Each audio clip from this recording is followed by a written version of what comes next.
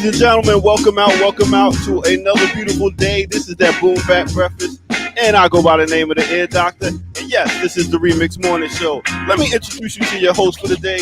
We got Kalanji, Jama, Changa, no other than Kamal, K. Franklin, and Tierney, Shirley. RemiX Morning Show. What up? What up? Yeah. What up? You still got the reverb going? You know when to cut that shit off, do you? You know what I'm saying? Kill the DJ. Cultivate. I like it. I like the background. That's Central. What is that? What is that, Central Park or what is that? Can I hear you? Oh, here you go. Can you hear me? Oh yeah, now I can. Now what'd you say? I said I liked the shirt. Then I asked you what was your background in the park. Oh, I'm up here at Piedmont Park, out here chilling. You know what I'm saying? Okay. Got the Sankofa bird in front of Piedmont Park, doing it live. Okay. Like chicken. Okay. Should eat that shit. Might be. Oh, I'm ready, man. It's a beautiful day. We out living and breathing. Let's get it. You living and breathing? Yeah. What's happening, remixes? Good to see y'all today on this wonderful Tuesday. You know what I mean? Yeah. March 15th. Journey. What's going on? To me? All right, wake up, people. Wake up, people. Sorry, my bad. Hey, what's going on? Not much going on. I'm sorry, my bad. All right. Tierney's ready this morning. You know what I'm saying? It's a beautiful day. I just rolled out of bed. You're lucky I'm on the show. Kind of mornings. These early mornings, man. These early mornings. Who called me this morning? Anyway, I ain't even gonna talk, man. This daylight saving done messed up my sleep. Exactly. Messed up your sleep? Yeah, threw me Sleep off. was the cousin of death, brother. I thought you didn't get no sleep, man. I thought you was just You night right. owl. You right. Okay. That's All right. good. No doubt. Well, welcome to a brand new week, brand new episode here on Black Power Media. We'd like to thank you all for joining us. Thank you all for continuing to support us, because without you, there'll be no us. So in the motto words of my uncle, help us stay here. Help us stay here. Please. Help us stay here. Anyway, if you're liking what you're seeing, Might be doing something else. Might be doing something else. Yeah. Okay. You know. That could be happening. That could happen. Yeah. But anyway, we appreciate you nonetheless. So we're here. How was you guys' weekend this weekend? What's going on? Talk about it. It was cold in Northeast, a lot of snow. So I was hoping to get out more, but actually just, like when it's warm and then it's cold and it shocks your body, so you just go into hiding. That was basically my entire weekend. What was the temperature? I don't know the temperature. I know it was snowed. I think it was in the 30s or something like that. I know like yesterday morning it was 22, and then the afternoon was like 65. So it was just weird. Ooh. Yeah. Tierney, you don't have the right to say you were cold because it was 19 in Atlanta on Saturday. Oh, really? My bad. Colder than the white man down this mug. A lot of electricity off, all that good stuff. But we survived. Yeah. Oh, my bad. Yeah. Did y'all get snow though? Did y'all get snow? We did. We get some. No, we did. We got some fake little flurries. Yeah, we got flakes. Yeah. But you can't say you got snow. I mean, they got snow. People had to break out with shovels and shit. Look, man. People in Atlanta looked outside their window and pointed. It's like, look, kids. I don't work for Farmer's Almanac. I'm just telling you, it qualified as snow. Did it stick? No. Did it snow? Yes. Word. So I'm gonna keep that. Plus, it was 19 degrees. I mean, I don't know what's worse. The snow or 19 degrees. 19 degrees. 19 degrees. It was flurries at breakfast, brunch time. It was going. Oh yeah. Yeah. I mean, but yeah, folks were without power for days, and some people still without power. Wow. That's crazy. So definitely shout out to the folks who've been weathering the storm out here in these streets, as they say. You know what I mean? But yeah. Otherwise, it's climbing back up though, so we're gonna be all right, I suppose. Yeah. Okay. The doctor just dipped on off like he was never here. He's like, I got no more conversation for you right now. No doubt. So any exciting news? He even talk about his trip to Newark or Jersey or Trenton he's made Jersey one place. Wherever the fuck he went, you know what I'm saying? I wanted to hear a little bit more Newark about or Trenton. It's two Where's different he from sides. again? Where's he from? Trenton? He said he from Trenton. I'm not sure. I mean, cat I only know like one person from Trenton that knows him. Oh, there we go. Wow. There's mad disrespect going on right here. That's right. T-Town, Trenton, New Jersey. You say Trenton, not Trenton. Oh, excuse me. Wait. Are we taking home of poor rights for teachers, home of so many of the greats? You know what I'm saying? I'm just You saying. mentioned one, then you went to home with so Yeah, many of so the many greats, of the which means greats. there's no more except for them. He's Oh, like, poor I got rights that teachers. one Home I of can so many of the remember. greats. Yo, Ain't No, Naughty by Nature crew from Jersey? Ain't they from Yeah. Trenton? Oh, yeah, they Not from Trenton. East Orange. oh, my bad. Same thing. I don't give a fuck. Yeah, Shout out you to know, East it's Orange as different well. parts. But yo, it was a cool trip. I got to go up there, hang out with my niece, my sister, and all that, and just take it back in. I walked around the old neighborhoods, you know, just to get that whole nostalgia back. But it was a beautiful thing. Got to go see my cousin. She had a couple strokes. She actually got the strokes after she got the shot. Just Sorry to saying. hear that. But yeah, it was a good trip. It was a good trip. Word. Did you go? Is your neighborhood gentrifying, or is it the same neighborhood that look the same? Oh, nah. Neighborhood Oh, is not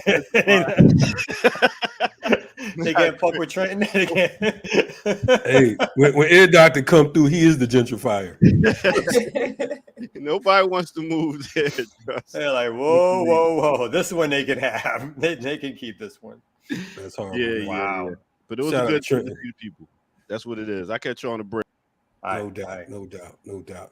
Anyway, shout out to Trenton, shout out to Jersey, and shout out to all the good folks out there who continue to support our mission. You know what I mean? So, you know, we appreciate that. A lot of news in the world today. A lot of good news, a lot of bad news. You know what I'm saying? News is news around these parts. Shout out to the family and everything, all the good folks who you know, who call me family. You know what I mean? Checked out my daughter's recital this Sunday. She was dope. You know what I mean? Shout out to my What daughter. was she doing? Julie. She dancing? She's performing? Nah, What's she doing? She's Play on an this instrument? all city choir right now, but she sings, dance, and plays an instrument. But she had a choir joint this week. So, Oh, you know, it's funny. She's the natural black girl. Might have been like 2 or 3 sisters in the joint. You know what I mean? Yeah. I'm like, wow, they chose them well. You had, you know, some East Indians. You had some a few folks from China, so on and so forth, and of course the white folks. You know, so I'm like, oh, this is cute. always You know, in numbers too much to ignore. You know what I mean? No doubt. My daughter looking like she couldn't wait to finish. You know, Were you the proud papa? Would you like up and like, yeah, girl, yeah? Well, low key. I kept it low key. You know what I'm saying? Usually I am. I mean, usually I kind of make them nervous when I come through because I have an attitude about something. So, you know, but, you know, this time I was cool. I'm like, since I'm a little late, I'm going to be cool. They had to do one of those like, excuse me. Yeah, pardon me. Sorry, white lady, I didn't mean to step on your foot. You know what I'm saying? There was some nice shoes though. You know what I mean? But it was a good joint though. So definitely that was a cool thing. And I got to kick it with saw some of my old family from back in the day that I haven't seen in like 40 years, whatever. So definitely shout out to them.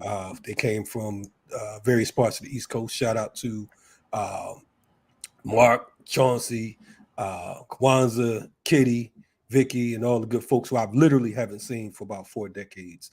Wow. You know the family you have that it's not really family, but you grew up with. You know what I mean? So, you know, definitely. That's most of mine. Yeah, you know.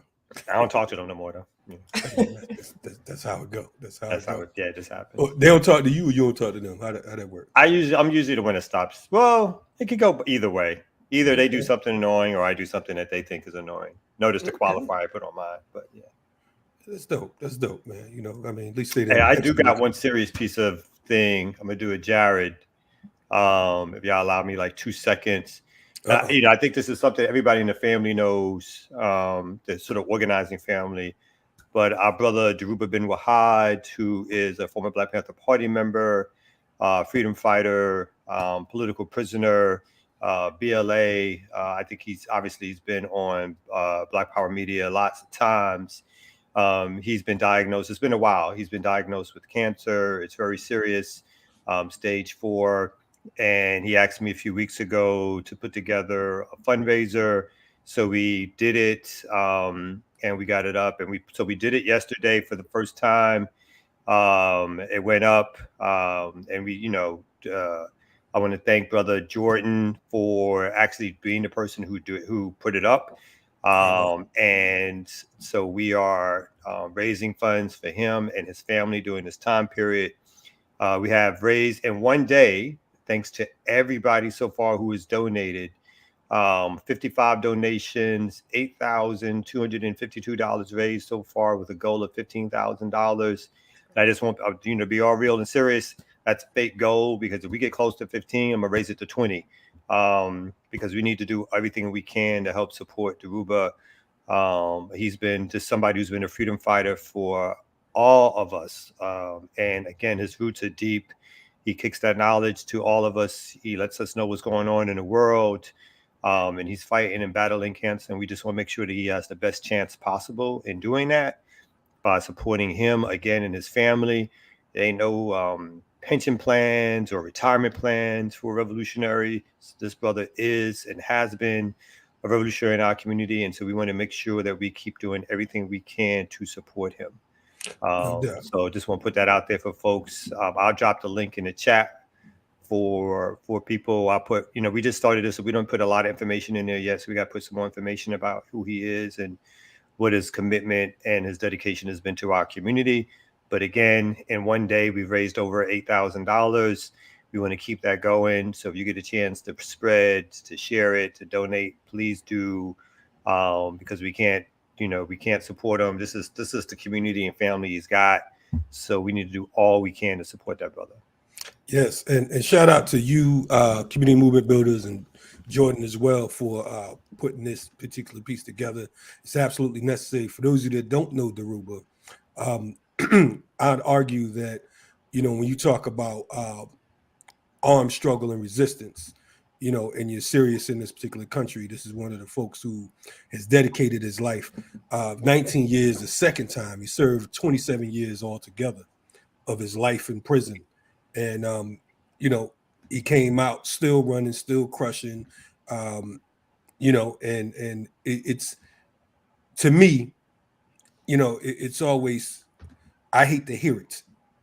You know what I'm saying? Of course, like you said, we've known about it for a while, but it's been so many OGs right now who are ill, terminally ill, etc. You know what I'm saying? And it's criminal that we don't have a movement insurance plan. We can't talk about nation building and all of that type stuff if we're not talking about trying to figure out how to provide safety nets for the fighters. This is a brother again who was framed under COINTELPRO. He was a part of the Panther 21 as well. And here it is, the fact that we've been talking about a GoFundMe, we're grateful because this is what should be done. But at the same time, I'm looking forward to the days where we have the proper institutions to provide for the fighters. So definitely, salute to you all for supporting, supporting his efforts and his energies. Yeah. But anyway, definitely, we're gonna take it to the ear doctor real quick. We'll be back. Kamal, you already put the link in the chat, correct? Yeah, I put the link in the chat for folks to donate. Again, spread. Yes.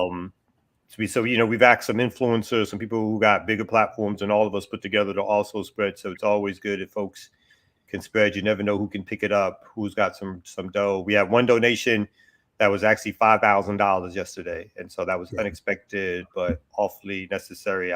They did it anonymously, but I have a suspicion as to who it is, but I'm not sure, to be honest. So you never know who's going to find it, who's going to see it, who's going to want to support, and who's gained some knowledge from hearing about, listening to it, or talking to Daruba over the years. So we just want to make sure that word gets out there. Yes, and he's scheduled to be on the platform again tomorrow, by the way. So definitely big up KD. Make sure you support. And we will be, and if you can't put anything up right now, retweet it, repost it. You know what I mean? And let's make sure that it hits 100,000 and then 250,000, because these medical bills, especially when you looking to go beyond traditional means and ways, then it's going to be expensive. So definitely, put it up there. No doubt, no doubt. Since we was talking about the weather, I might as well go ahead and give you our weather report. So let's get to it. Next morning show, let's go. Here, Doctor, on the weather.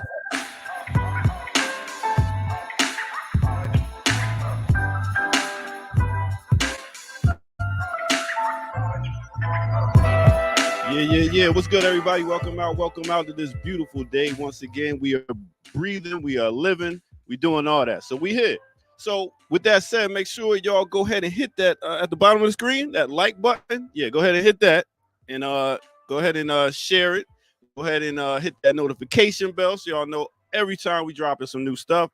And make sure y'all go to patreon.com and drop some change in the bucket so we can go ahead and make this movement forward motion. And that's what it is. So with that said, I wanted to go ahead and give you a weather report. And the funny thing about the weather report today is, we joke about, how I pronunciate different words and stuff like that. That's another time I messed up, pronounce, But I wanted to get to the weather, and I was thinking about, places that started with new. You remember I did Newport News before? So I thought about places that started with new, but at the same time, remembering that people that's not speaking thou, thy, and art aren't really speaking the Queen's English.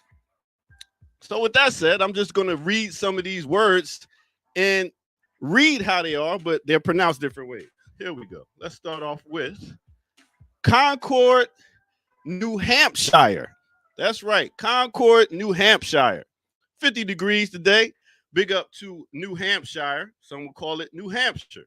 Okay. All right. Next, let's go to Newark, New Jersey. Newark, New Jersey. That's right. They got a high today of 64 degrees.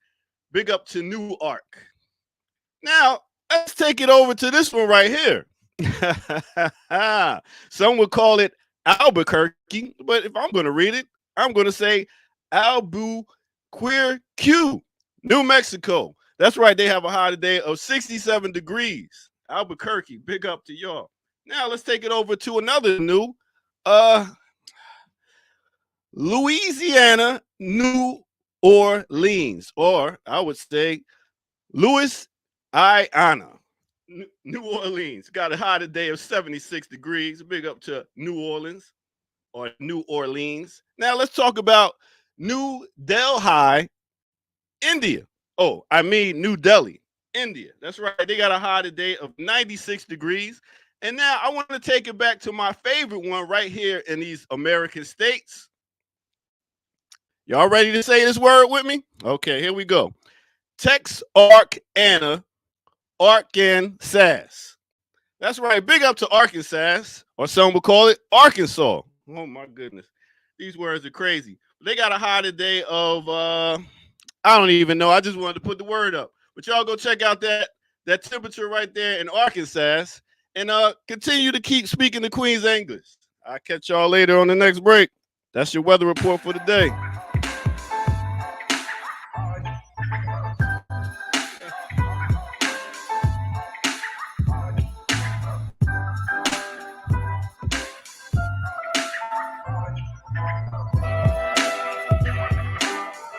Now, what just happened? What the fuck just happened now? What were you doing? I don't know that. What were you doing? I'm making fun of this American English Queen's language. You know, the bastard culture over here in America, how we talk. So you're saying some of those pronunciations were like the original pronunciations, and now we use different pronunciations? Nah, I'm just spelling them out how they're spelled. You know, that's how they spell. How they would be sounded by. Yeah, okay. Sounded out. Don't ever do that again. See how we're taught? That's the whole European colonization, that whole mind of looking at stuff certain ways. And then bickering with the other enslaved American about, oh, you saying that wrong. Let me tell you how to say it.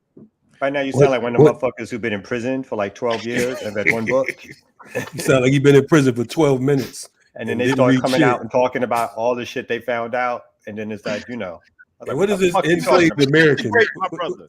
What is it? You can't say shit to them because they're too big. You know what I mean? Like motherfuckers are too big, and it might just pop you in the head and shit like that. Oh yeah, that sounds right. You're like, that like my uncle back in the day. I said New Hampshire. Hey, man, I like New Hampshire. Shit, I was thinking about calling New Hampshire too. Hey, Anyway, enough of my shenanigans. Y'all go ahead with the news. I'll catch y'all later. as long as you know their shenanigans, that's what's really up. Anyway, so ear doctor's you're gonna talking be too much. I mean, you every 5 seconds another word coming out. I know. Can I'm you confused. let other people jump in, please? Can you? I'm sorry, I don't want to mess up the flow. Go ahead, you got it. Don't give us that, Tierney. What you got for us, Tierney? For the ear doctor slaps the map. Oh gosh, and stories and going on in the African continent. Wherever you want. Well, I mean, we'll talk about that in a second. Ear doctor, please slap the map. Tierney's not okay.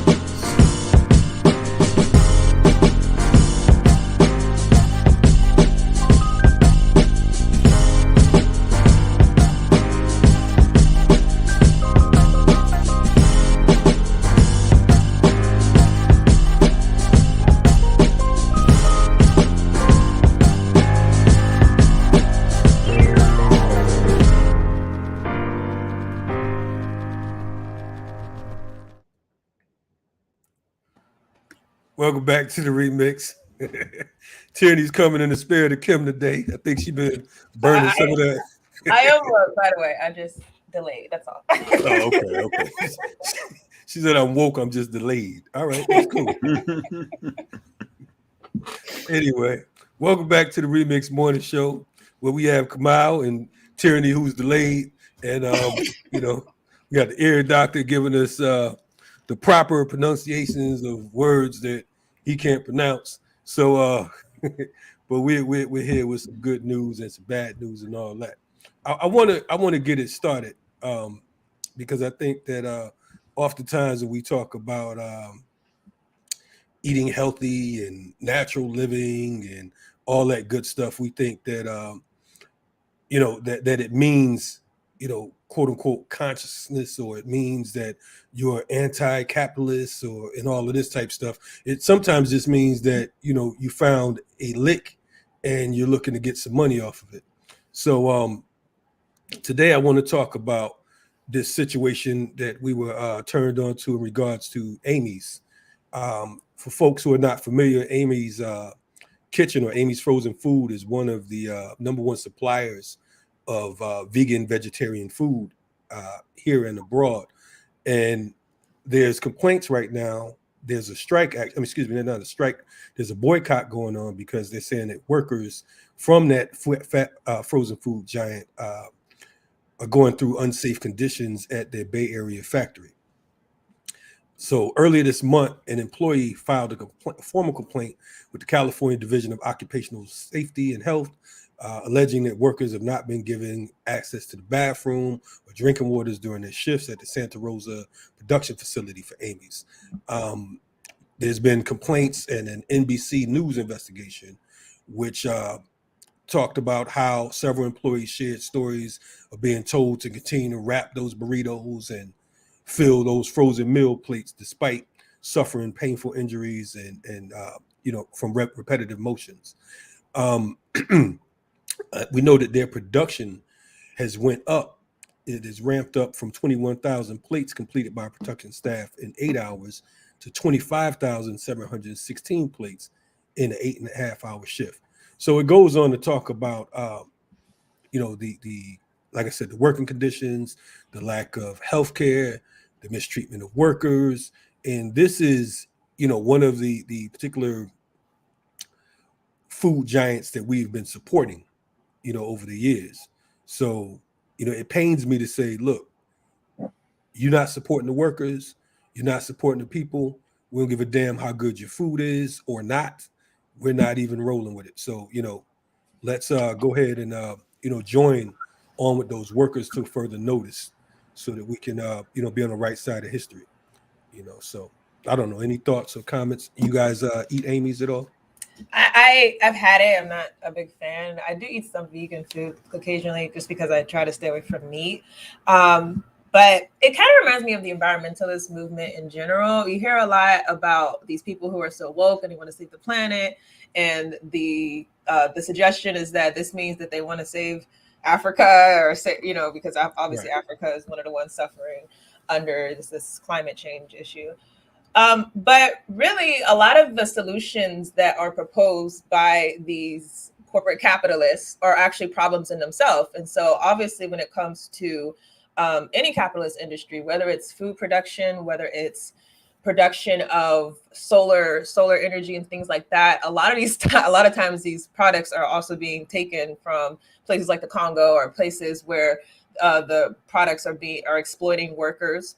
And that's why I think that as African people, we have to be very direct in making sure that we're leading these conversations about our well-being, and not assuming that every white liberal who says that they're woke or they care about the environment, they care about our health, is sincere, because a lot of times, a lot of these people are being ran by corporate interests. And so every single time there's an industry, there's always going to be a bottom dollar. There's always an intentional effort to get as much out of the workers as possible. But if we're changing the conversation to food sovereignty, and changing the conversation to, raw foods, things that we can actually produce ourselves as African people, then I think that takes the power away from these corporations that are able to market themselves as being for us, even when they're not. Right. Yeah. I just add on, capitalism always catches up to whatever the latest thing is, whether or not it's a fad, whether or not it's a health conscious decision.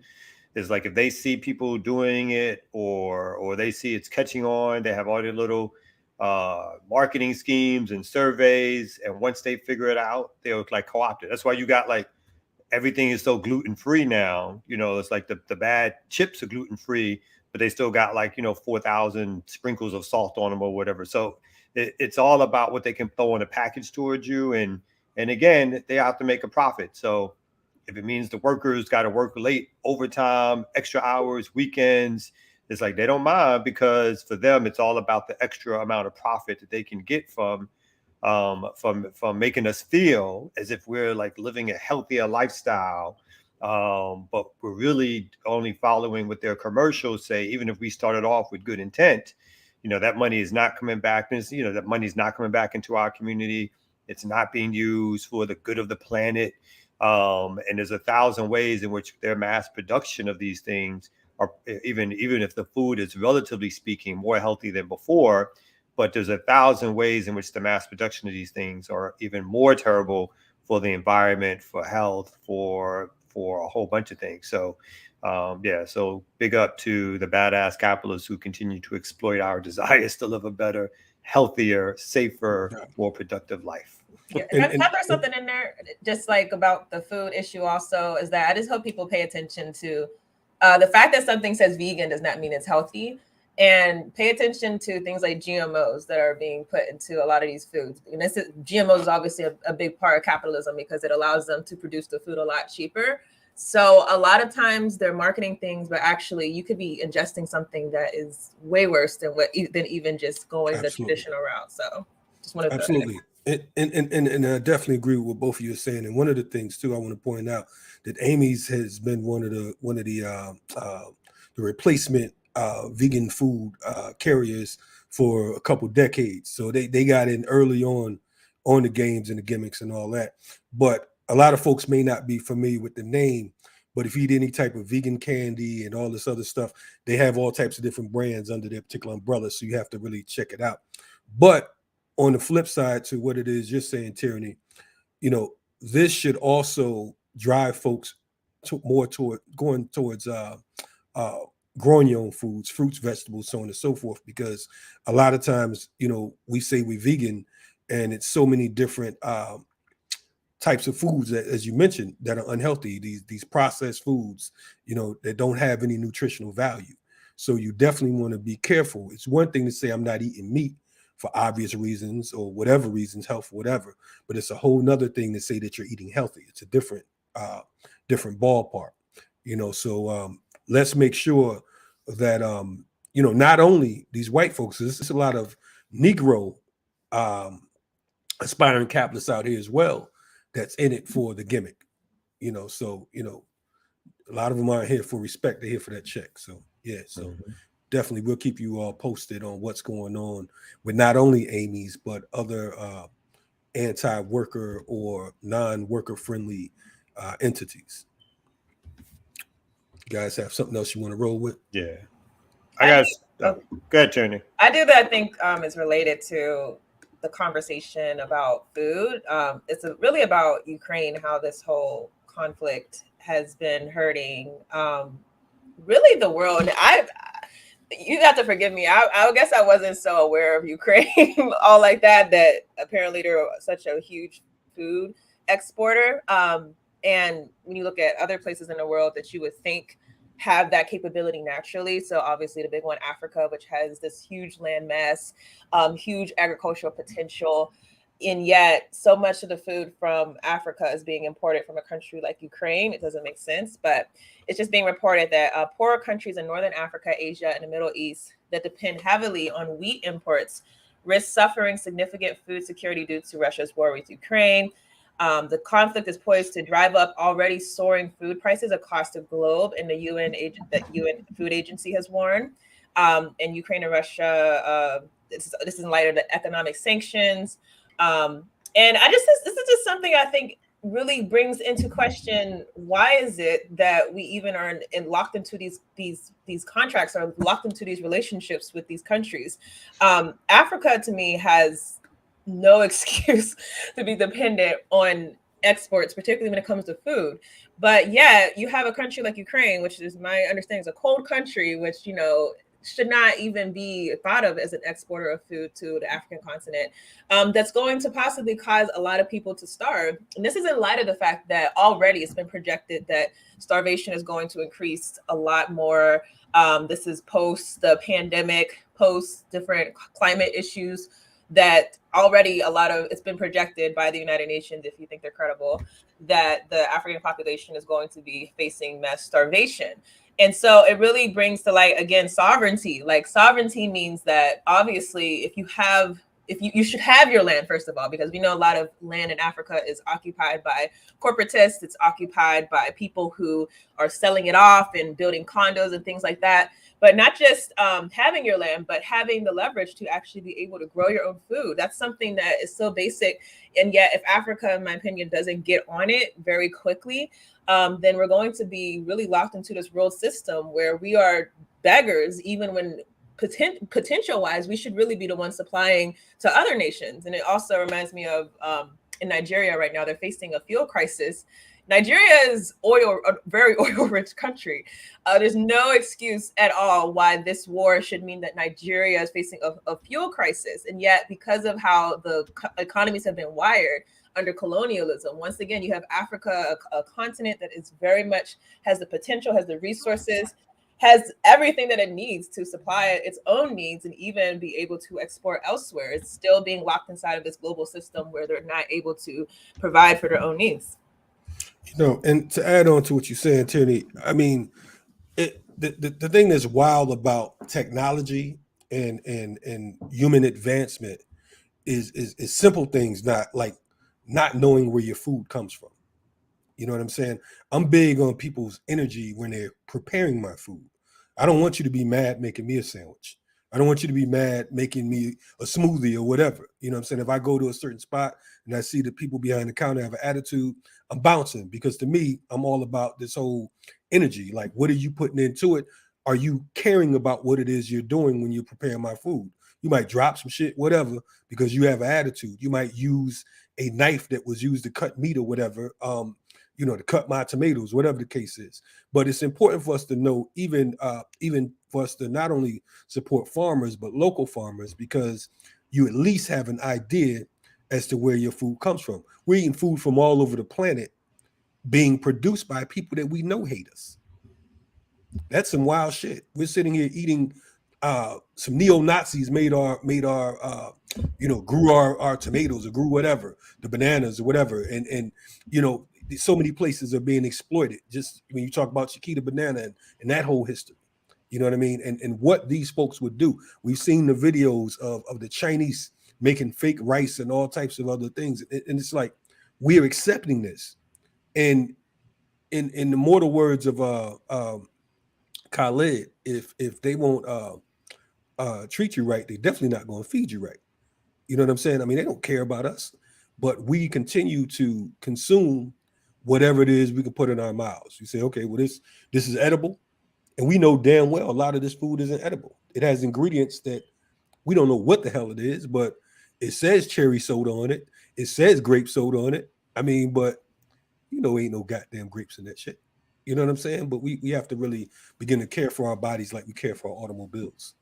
Yeah. I mean, I think, and it speaks to that big sort of capitalist industrialized system of taking arable land that should be used for internal consumption or production to feed the populace.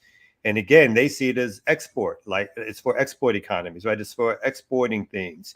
And so there's no reason. And so the land that in different places that could be used, places in Africa, there's a lot of conversation about this, particularly in the 80s and 90s around food sovereignty. It's kind of like, at one point, a lot of these places used to feed themselves.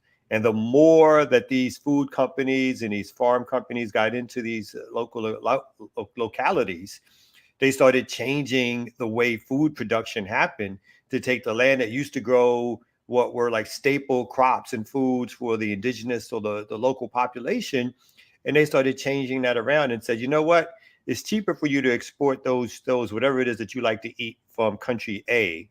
So we're going to send that to you from country A, and we're going to use your land that you were using for, again, hundreds of years or whatever. And now we're going to export that to some other place because that makes us a profit. Like you said, there's no rationality to what's good for the people on the ground or good for the people within the boundaries of that so-called nation state. It's only about what's good for capitalist development. And that's the part that, like these governments continually sign up for.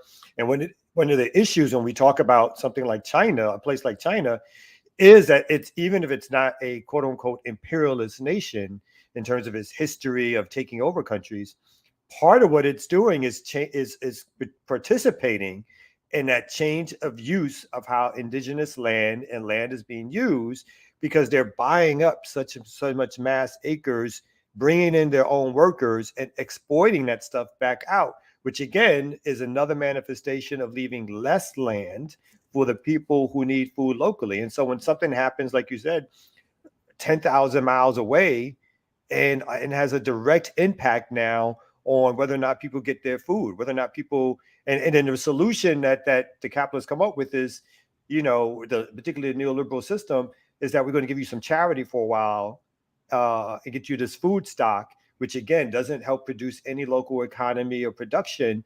And then people are going to get sort of quote unquote addicted to that. They're going to get used to that. So these forces that are not natural in nature, but are owned by these large multinational corporations, they come in and they dominate the landscape of how food distribution works, and obviously how labor works and how other distribution happens. And yeah, I mean, we're already trapped in it, right? So we've been trapped in it for such a long time. And our leaders have sold out, or leaders who call themselves leaders for us have sold us out so many times that it's going to take a bottom-up revolutionary movement to really do something huge enough to say we're going to redirect how this system works, because right now the system obviously does not work for us. Something else interesting though is that another solution by the neoliberal machine is being poised by Bill Gates, who's basically leading the charge on, I don't know if you all read that story, like he's bought up so much agricultural land. And also there's similar people doing things inside of Africa, buying so much agricultural land. And the purpose is to basically fuel like I said, the GMO food production issue. And so he's arguing that, well, we have to mass produce GMO foods for African people or else they'll starve. Meanwhile, a lot of the food that he's producing for Africa is going to be sent to Africa. Whenever they offer it to Europe has rejected it because they've done studies on the types of foods that they're using, and they have assessed that this is not going to be good for Europeans. So this is, again, where we're locked in if we're not able to assert food sovereignty. And that's really what it comes down to. I don't think that globalization can ever be argued to be in the best interest of Africa since we've experienced it. I mean, we've always experienced Africans trading with other nations, but this whole global system, it's never been in the best interest of Africa. It's always been slavery, it's always been exploitation, it's always been colonialism. And so any type of ideas to correct the issue that's going to be through a globalist mindset is always going to be one that's going to lock us again into being an enslaved and exploited people. So as Africans, sovereignty just means that we have to determine our own food destiny. We can't allow, whether it's Bill Gates, whether it's Ukraine or China or whatever country, we can't allow outsiders to be the ones who are going to supply our needs. We have to be the ones to do it on our own. And that's the reality. And we have to stop making excuses too, because we come up with so many different excuses to sabotage our own shit. It's like, we can't do that. We don't have this. We can't do this. We don't have that. I mean, what do you mean? It's like we've survived for thousands of years before a lot of this so-called technology existed. Of course, we traded with different cultures. Of course, we had different cultures who mastered farming and some who mastered dealing with livestock, so on and so forth. But, you know, we have to really stop the excuse making, because right now the walls are closing in, for a lack of better words. You know what I mean? There's so many different alternatives that can be utilized. You know, the air itself, the environment itself is in danger. You know, you have greenhouses, you have so many different alternatives that you can get into. But the question at hand is, what are you serious about? What are your interests? Are you serious about life? Are you serious about philosophy and theology? Are you serious about advancing as a whole? Or are we just serious about debating and arguing about what the hell we can't do? You know what I'm saying? At the end of the day, either we're going to win or we're not going to win. That's the ultimate. That's the bottom line. So whatever system we utilize and whoever we deal with has to be in the best interest of us as a whole, of humanity. And if not, then it's like we're running around in circles.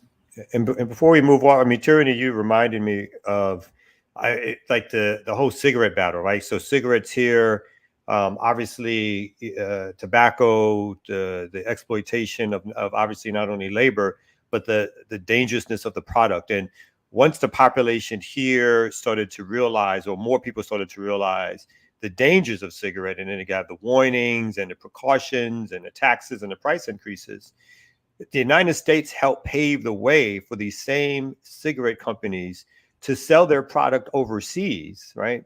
And making sure, lobbying to make sure that their governments, that there was no labels, no warnings, that the level of nicotine was higher. And so again, it's all about the capitalist. And so even when populations fight back, and some populations, you mentioned how in Europe, obviously some populations are in a position to struggle or fight back more.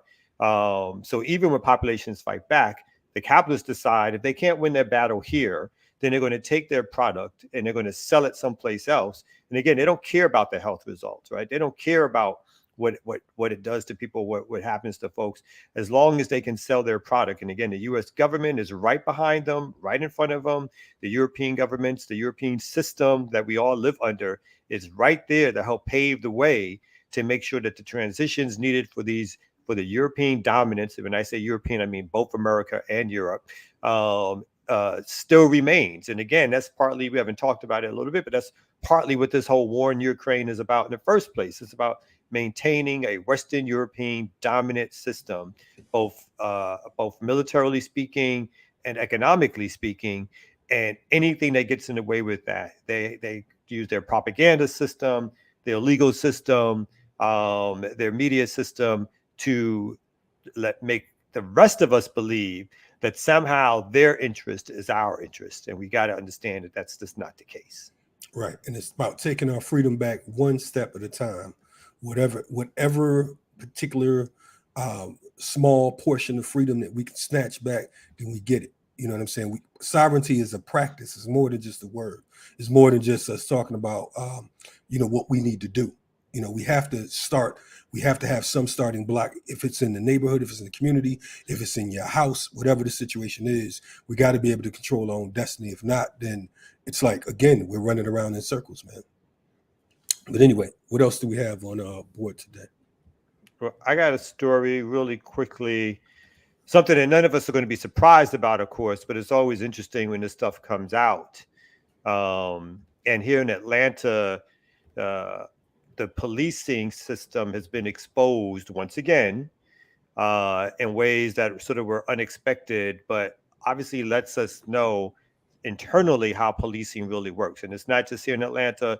Other cities have had these same issues come up and these same discoveries of how the police decide to make arrests and how police decide to increase the amount of arrests and where they decide to do it. So Atlanta officers scored on level of arrest. So basically the story is about the system in Atlanta that allows the APD to create a point system for the number of arrests their officers make. And this was sort of discovered because there was a person who was arrested, a Black transgender woman who was stopped for jaywalking in Midtown and then taken into custody on the grounds that she could be trafficking cocaine. And so obviously they sued because it seemed ridiculous that we went from one, why are you stopping somebody for jaywalking in the first goddamn place? But two, you up it a level and then you increase a charge, right? You go from something that can be considered a ticket or a violation, or maybe at most, I guess, a misdemeanor, into a felony charge. And why would they do that? They do that because they benefit when they do things like that. So here you have the system that was a point system in which by the more arrests you make or the different kinds of arrests you make, the higher you are in terms of the chart. And that means promotions. That means probably good overtime assignments, which means raises and pay. So all this stuff is starting to come out. And again, it's not like it's new. It's not like we don't know it, but it's always good when the details of it comes out because it gives you just more insight into the dirty ways in which policing happens and to understand that policing is never, ever really about solving crime. It's about controlling and capturing a population. And it's also about a system of advancement for people, whether or not that's a low-level advancement, as in your local cops, to whether or not that's the DA who gets high off of making what they consider to be big arrests so they can promote themselves and getting big convictions. And they don't care whether or not someone is innocent or guilty. What they care about is, can they make a charge stick? And that's the big thing that they're worried about. And that's what this some of these newly discovered details are really showing us. You know, it's wild that you're mentioning this is Atlanta, correct? Yeah, this is Atlanta. Yeah. Home of the thief and the slave. It's crazy because police in Cartersville, Georgia, which is a suburb north of Atlanta, was just ordered to pay $1 million in a settlement. They arrested 65 young folks at a house party. This young girl had a 21-year-old rather, had a party at an Airbnb, and the police were called. They claimed that a neighbor said they heard gunshots. So they just bum rushed the house. They found less than an ounce of weed inside of the home, and they arrested 65 folks out there. So they were just sued and ordered to pay $1 million for that. But this is the norm. But of course, Cartersville, for folks who are familiar with Cartersville, this is one of those areas that they're not interested in you being there anyway. You know what I mean? So whatever it takes to get you up out of there. But I guess someone had the right connections and they put a stop to the madness. So this whole, idea of policing, we live in a wonderful petri dish of cop feces. You know what I'm saying? Because it's all types of different practices taking place right here in Georgia, and they're still stuck on this whole enslavement process. It's still the whole, from top to bottom, no matter where you go in the state. And it's crazy because so many folks think that, Atlanta's the Black Mecca. But if you look at Mecca, Mecca's a desert. So Atlanta is definitely represents that. It's a desert town. It's full of Africans, and as Daruba would say, the slaves run a plantation here. So you can have a mayor that's been in office for over 40 years. You can have a police chief, Black or woman or Black woman, and it'd still be the same old two-step, over and over. But in other news. Well, before you move on, and people don't realize that these cities have like particularly the larger cities, that they, through our tax dollars, right? So they put aside certain amount of resources to pay these settlements, right? So for a lot of these cities like Atlanta, New York, LA style, they don't care about the fact that people are suing them anymore, right? That's not a huge deal. Obviously, if it's something big, they don't want the bad publicity. But as far as the resource payments, it doesn't matter to them because they've already reserved an amount of money to account for the abuse that they know that their officers are going to dish out, to account for the illegality that they know their officers are going to commit. So they have these resources that are already part of the budgetary process that are like, this is what we put aside for lawsuits because we know that we don't want the cops to really change their behavior. We like it when they're abusive. We like it when they harass. We like it when they control the population. We're willing to pay the cost of that in order to keep control of the larger population. And so we have to keep that in mind too. These lawsuits, that obviously they bring something to the individual families, but more importantly, as far as the city is concerned, or the county and these municipalities are concerned, they're more interested in making sure that their police can control a population. So they have to give out a little bit of resources to make it sound like they've given somebody justice for what's happened. They'll do that because they know they'll be able to maintain the same police force that they had before, who will commit the same crimes that they did before. And that's what they really care about, is maintaining that police and maintaining that order. Right. But to add on to what you're saying, 65 people, $1 million, subtract court costs, subtract attorney's fees, subtract bail money, you know what I'm saying? Loss of work, loss of wages, trauma, you know what I mean? After you finish with all this shit, they get nothing. You know what I'm saying? I mean, maybe a few $1,000. You got a car accident settlement after you're being put through this shit. Imagine, some of these folks that actually lost their jobs because of the fact that we're in a situation right now where as soon as folks say you were arrested in a house party and drugs or whatever the case is, it's a problem. So I mean, that $1 million ain't shit at the end of the day because, it's been split into so many different pies and so on and so forth. So, it's insane. And we don't know if the charges were actually dropped altogether. This is Georgia. They have some real slick shit going. I mean, you can have your charges dropped and still end up with probation. You know what I mean? So and probation costs money. Everything costs money, particularly in this particular state. So anyway, we got the great brother, the ear doctor in the building. Tyranny, you gonna be joining us for the rest of the hour, or are you on your way to the promised land? On my way to the promised land. Harlem Shake up out of here. Now. What you got coming up this week, Tyranny? Tomorrow. So actually tomorrow's 16th. So Thursday is going to be the 17th. That will be the 1-year anniversary of the death of President John Magufuli in Tanzania. So going to be reviewing what the current president has done since he is no longer in office. I believe he's probably assassinated, but that's just the conspiracy theorist in me. But yeah, we're going to be going through that. I would say that a lot of what he did was a lot of progressive reforms inside of the African continent. But a lot of it has been undone. And so I'm going to be talking about that. Okay. All right. That's what it is. Well, let's get to this break. I'm going to do an artist spotlight, and that's what it is right here on Black Power Media. Stick around. We have some guests coming. Yes, we do. On the show.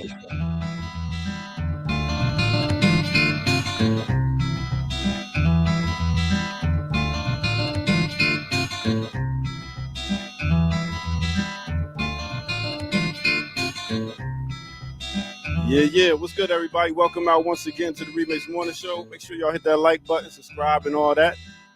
As you hear me playing a little bit of music in the background, big up to everybody that tuned in to Sundays.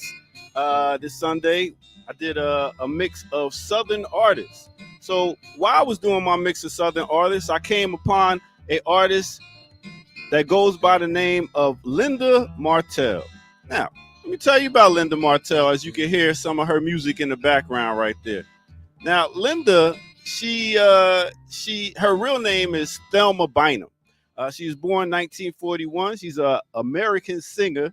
She she basically had commercial success as being the first artist in country music field, and the first black artist to play at the Grand Ole Opry. That's right. She was born in South Carolina. She came up doing country, gospel, R&B music. Her pops, he was a preacher, also a sharecropper, and yeah, she came up and she wound up doing some stuff with her group. So she had a trio that didn't work, so she went solo. Did some country music, got signed to a label called Plantation. That's right, back in 1970. She signed to Plantation label. Also with that, she pretty much traveled around. But what was wild being at that time, could you imagine doing country music, right? You're doing country music and you're in the South. I mean, being heckled by people, and she said it was very hard. People would throw stuff at her, people would yell at her, and like, nigga, get out of here. But that was really hard. We just seen a tennis star break down because of people heckling her. So could you imagine doing them? That's like Eminem coming and doing hip hop. I'm pretty sure we was like, nah, bro, not our music. So big up to Linda Martell. She had one album called Color Me Country. That's right, Color Me Country. What a title of an album.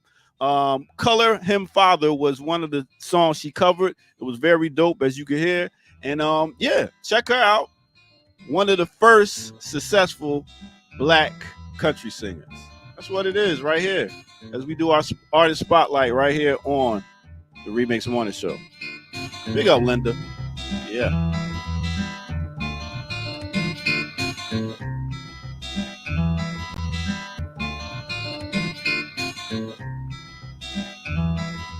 All right. That was cool. Said, I know it was. Doc said big up Linda like they went to school together or something. Yo, and listen, when I heard this track, I was like, yo, she got a real soulful voice. And I mean, coming from the gospel, from church and all that singing, and then putting it into country music, because we started as blues, really. Blues turned into country. So another thing that we started all this stuff, man. That's what it is. And most of us are so ignorant. Like, the only person we know country wise, if anything black, it's like the dude Charlie Pride. Yeah, I couldn't name any of his songs, but and they don't even know him. I mean, that's our era. It's not like yeah. You know what I'm saying? Yo, and speaking, when y'all was talking real quick before y'all bring the guests in, when y'all was talking about the vegan, I've been vegetarian since '95, vegan and pescatarian. And when I seen KFC coming out with a vegan chicken, I was like, what, they gonna buy all new grills to soak this chicken in the oil? They gonna put this vegan chicken in chicken oil and then sell it to people and say it's vegan. I was like, anyway. That's just my little take on it. But let's go ahead and get to these guests. You ready to do this? Yes, sir, brother. You can go ahead and hit that thing, and so we can bring these guests on in a second. Look like let's one do of the it. guests just got up to go. Oh boy, dance real quick. But word. Let's get to it. No doubt.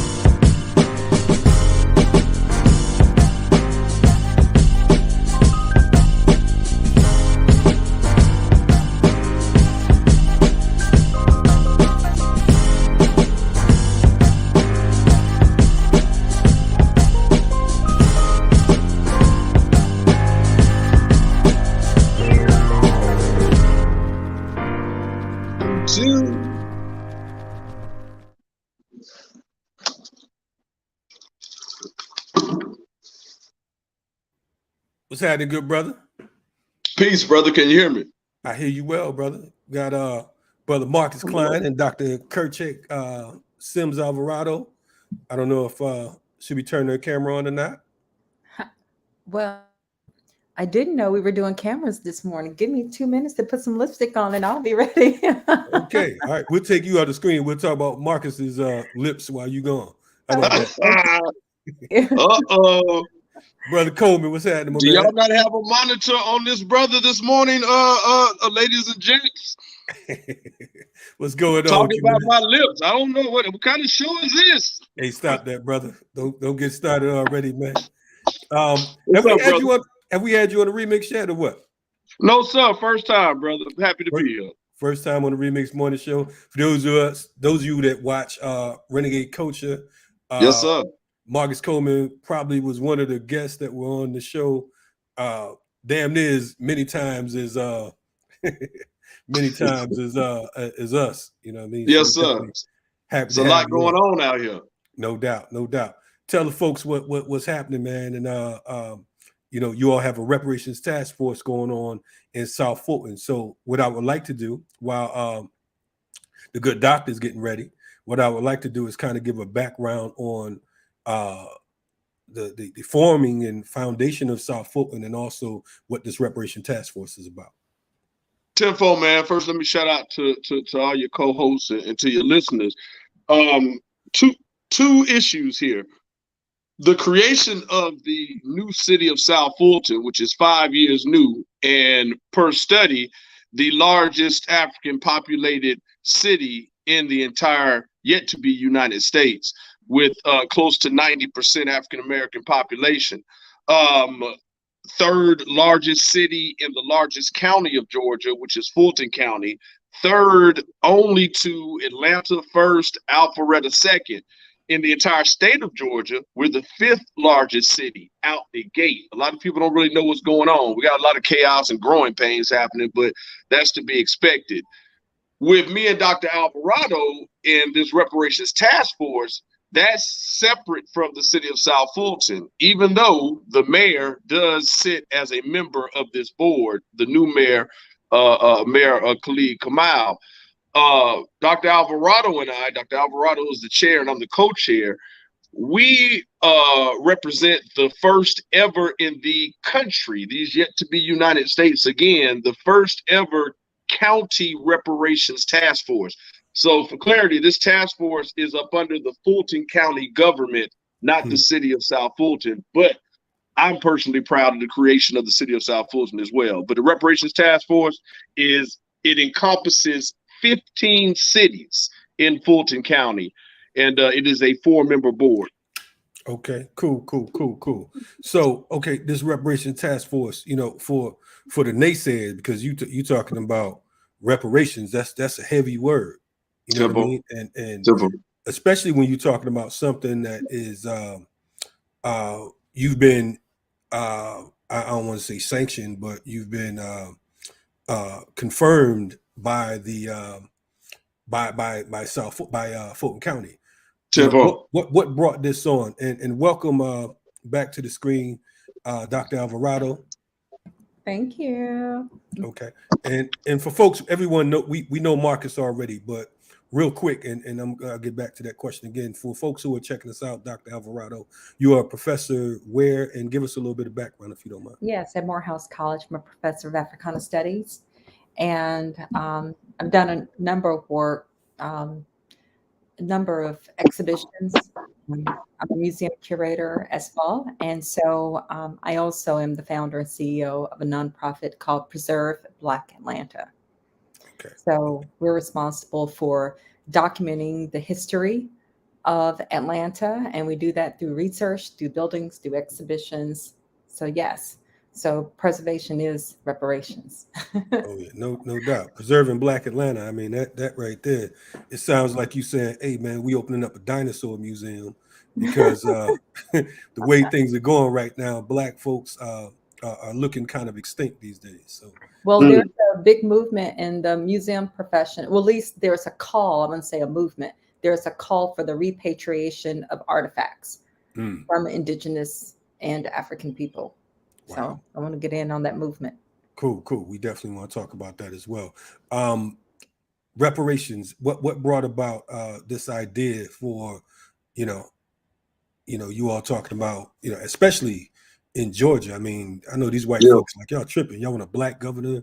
Y'all already got a Black mayor. You know what I'm saying? Now you're talking about reparations. What's the deal with that? Well, first I think we need to shout out the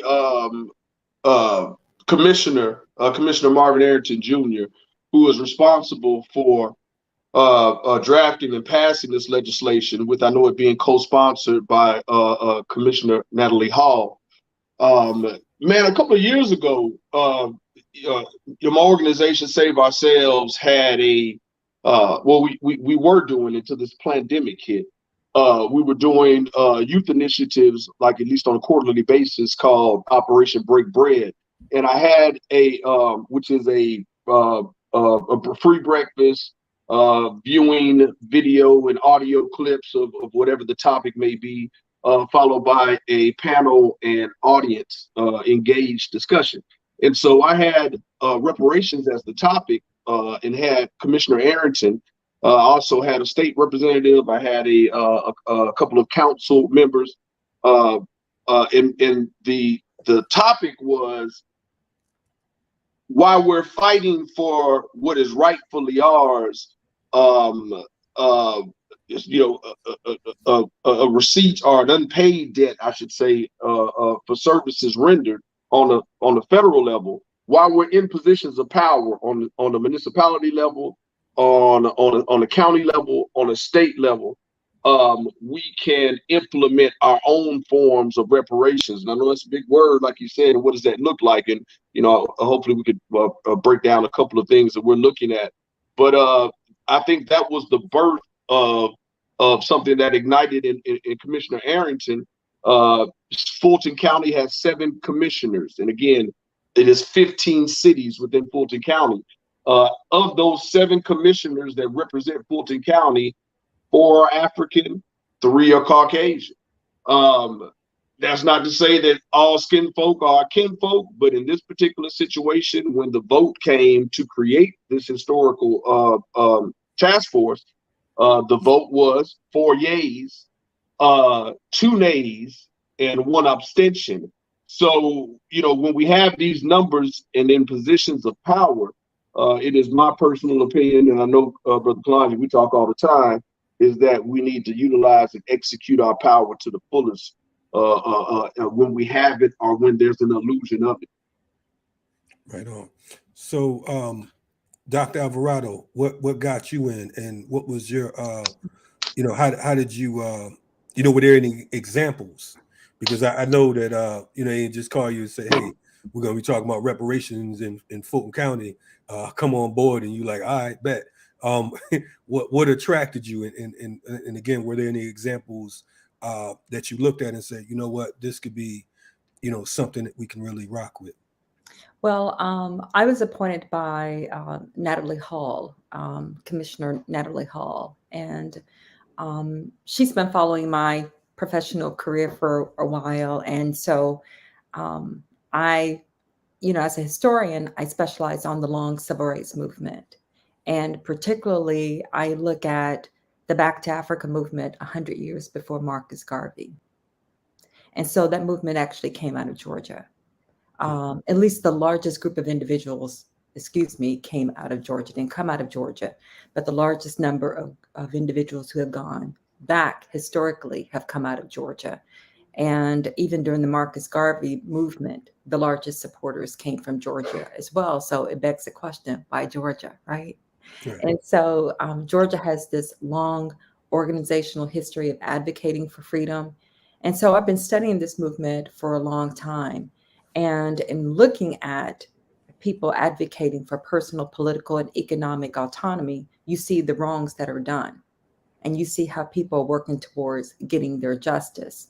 So if you look at from slavery to even present day, you began to see not only during slavery, but during Reconstruction, post-Plessy, throughout the long civil rights movement, all the way up to the passing of the Voting Rights Act of 1965. And even afterwards, you still see that Black folks have not received their justice. And when we begin to look at civil rights, we forget the economic part, which is why those who went to Africa left, because they were denied land. And you see how time and time again, from the American Revolution forward, that Blacks have petitioned, they've sued to try to advocate for land. They want to be made whole.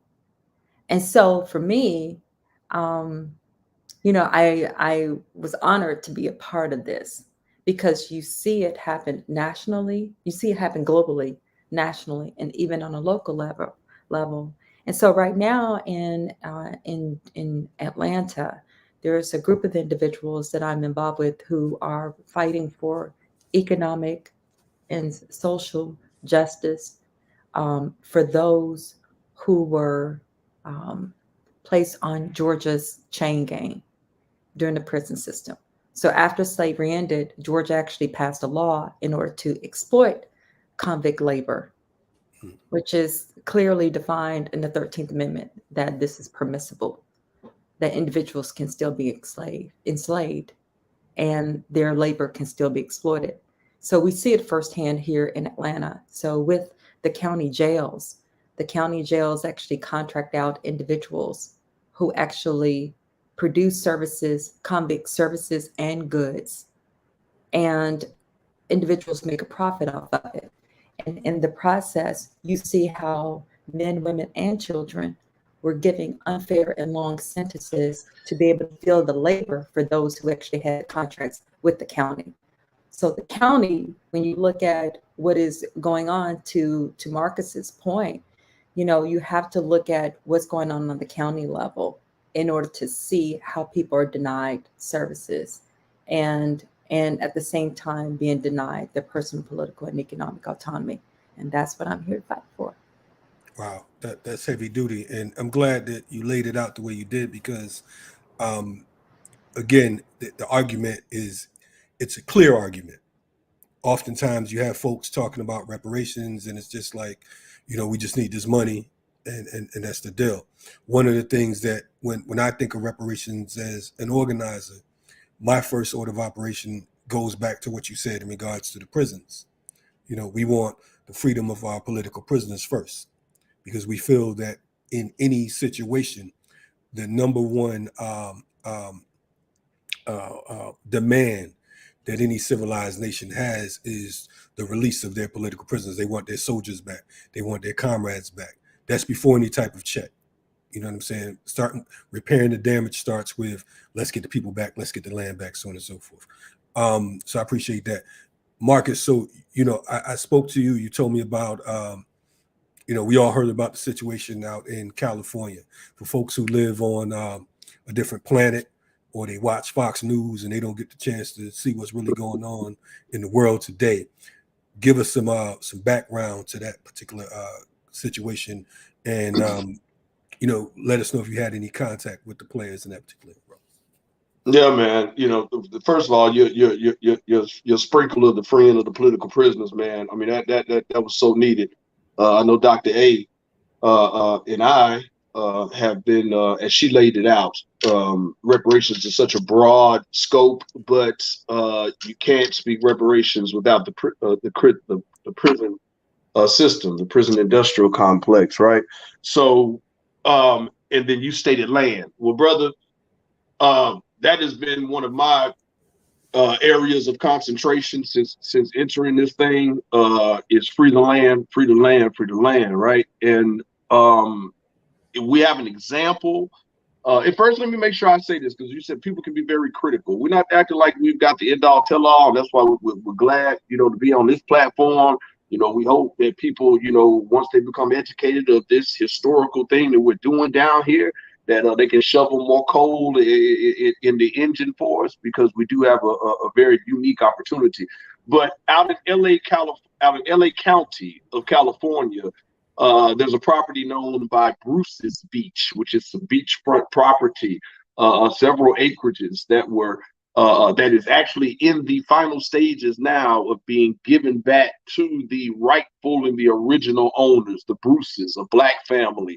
This a beachfront property in the most plush part of LA County was seized through eminent domain.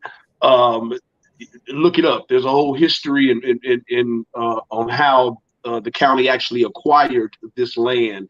But there's a supervisor by the name of Janice Hahn.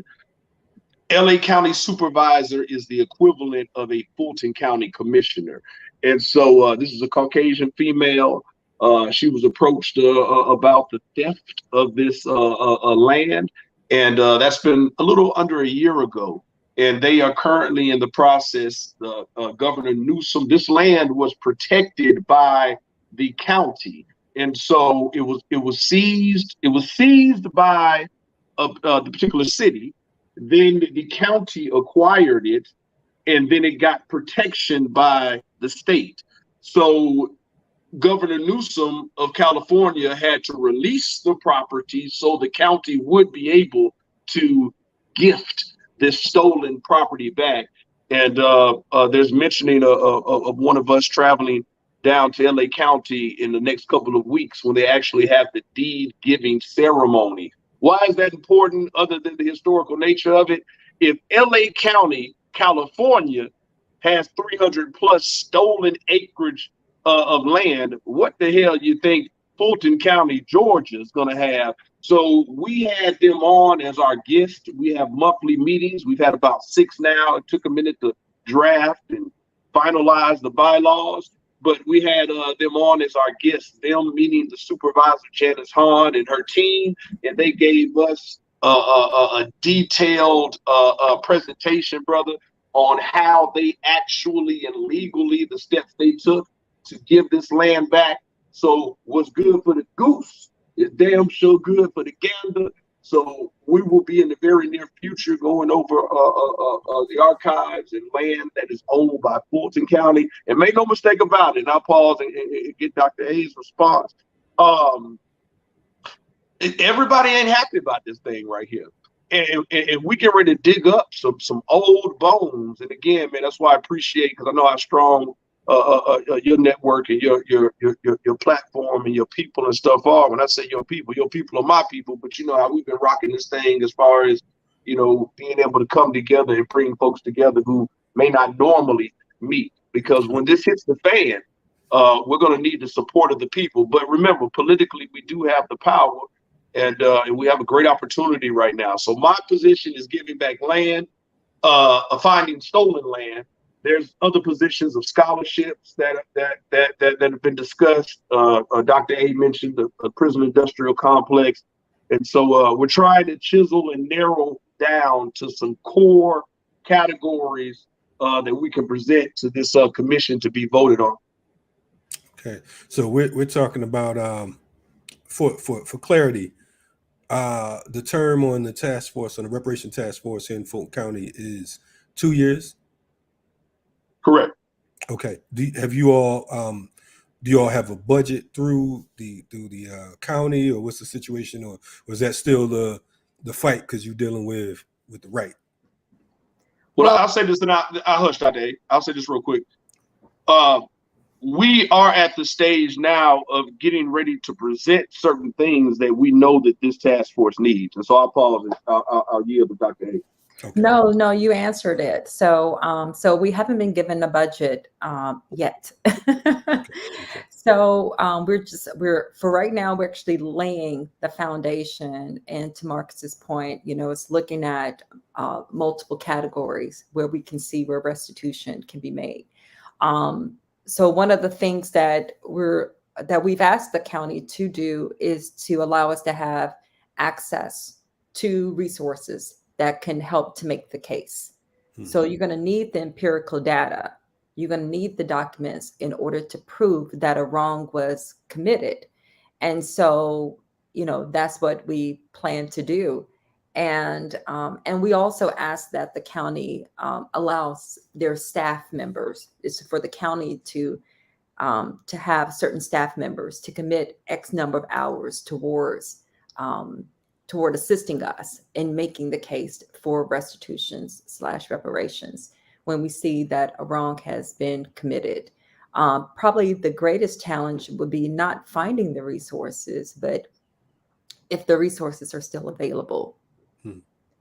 So that may be the greatest challenge. And I love what Marcus has just laid out, I mean, about what happened with Bruce Beach. And I think what's important for counties, for those who are outside, who do not live in Atlanta.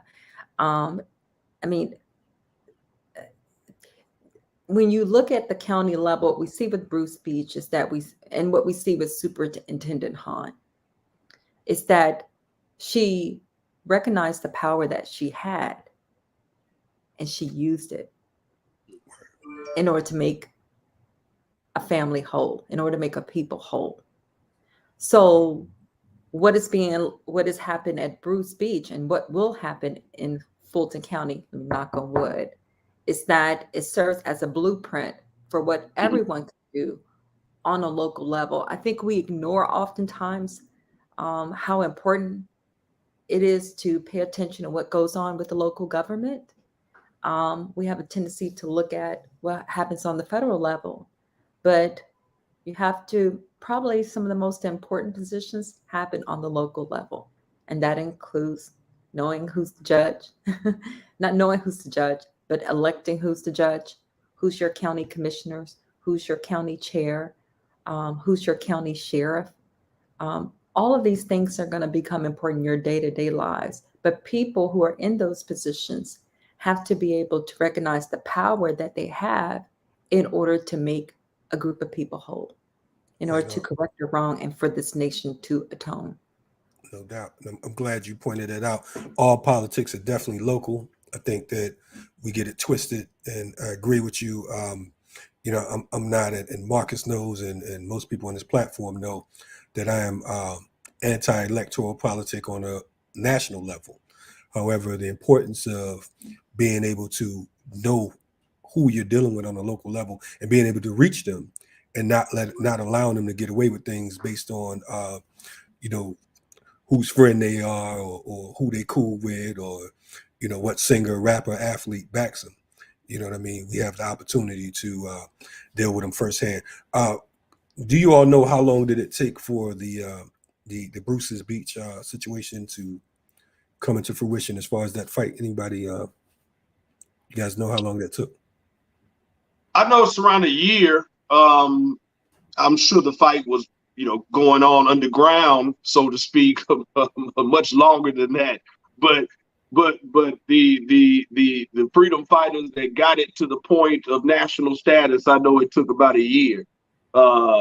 It's made all type of news, TMZ, and so on and forth, and so on and so forth. But what I'll do to you, brother, when we're done, I want to send you, because they gave us the presentation that Supervisor Hahn actually presented, and it's just the historical background. I mean, it's something to see, because we know this is taking place, millions of times, so to speak, and to just have a tangible victory here. And let me just say this, I was skeptical about this thing. There's a lot of criticism about this thing. Oh, this is some BS. This is some rhetoric. This is some, they got to break off some money. I don't mean pay reparations. We're working towards. I'm talking about for the studies, for the research. There has to be a budget in order for this thing to be legit. And that's one thing that I stress to Commissioner Arrington. And again, man, it's taking us about a couple of months, because we only meet once a month, to lay the blueprint, which is the bylaws, all the paperwork that you have to go through that can sometimes be frustrating. But this month is when we had LA County on.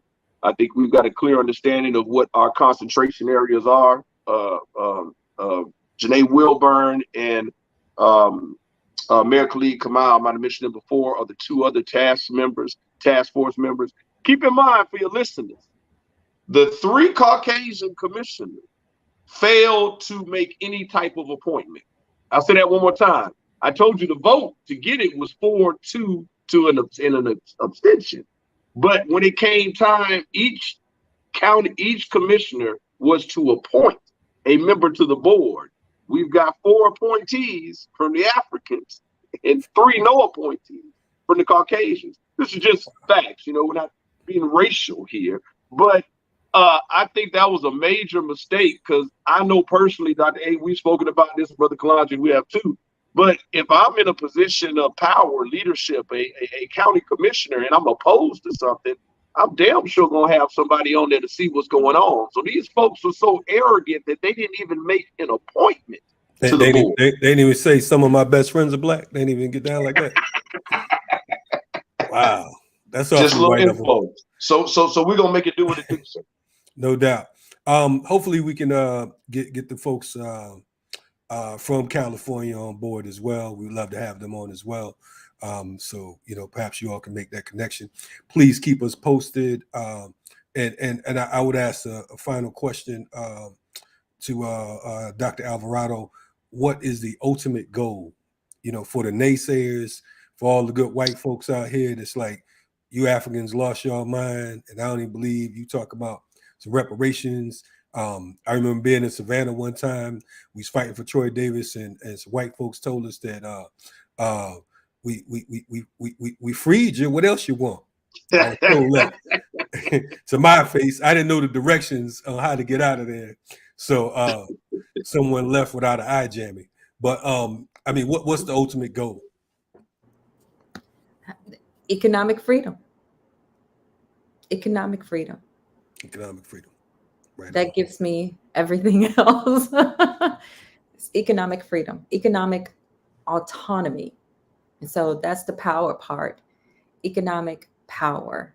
And for us to undo a wrong that had been committed over and over and over again. And at some point, those who were the profiteers of slavery and social injustice, they have to pay the cost for the wrongs committed by those from years ago. There has to be some generation, and I'm talking about those who are white, who have to pay the price for what they have come to benefit from. So, and at some point, the descendants of those who were wronged, okay, have to demand justice.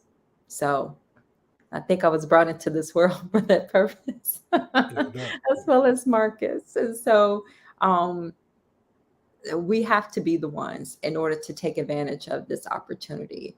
And it would be so unfortunate if we miss this moment in order to make it happen. We have the votes. It's the right time. We got the right people. We got the right spirit. We just need to make it happen. That's right on, man. We definitely, glad that you all are taking on this fight, because we know it's a rough fight.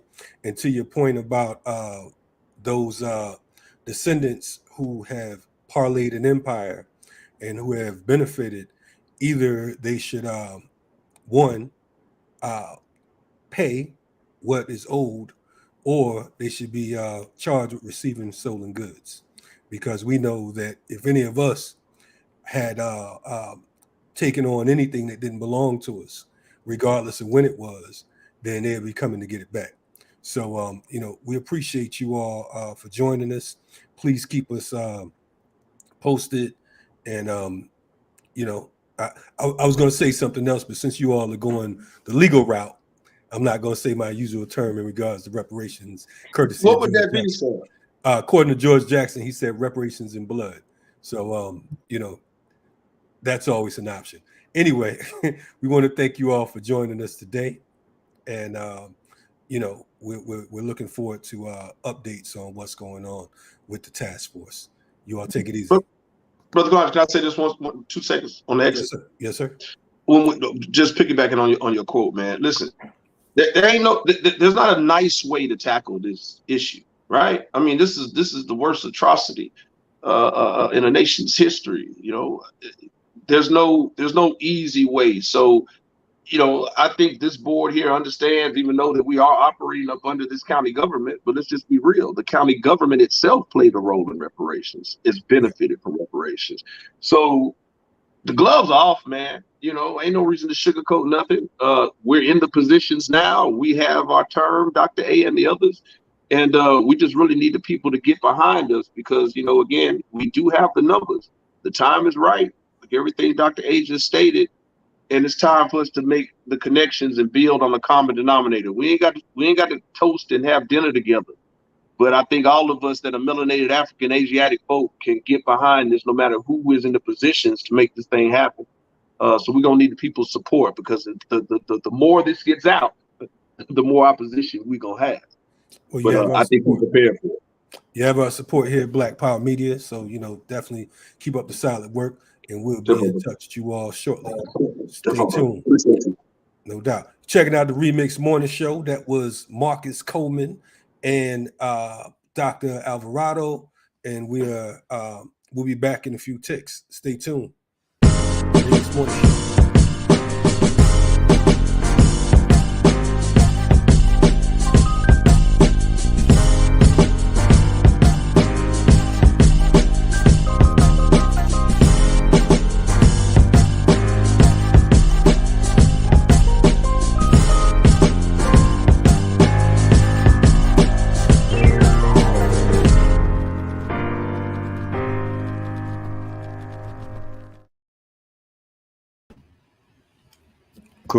Cool.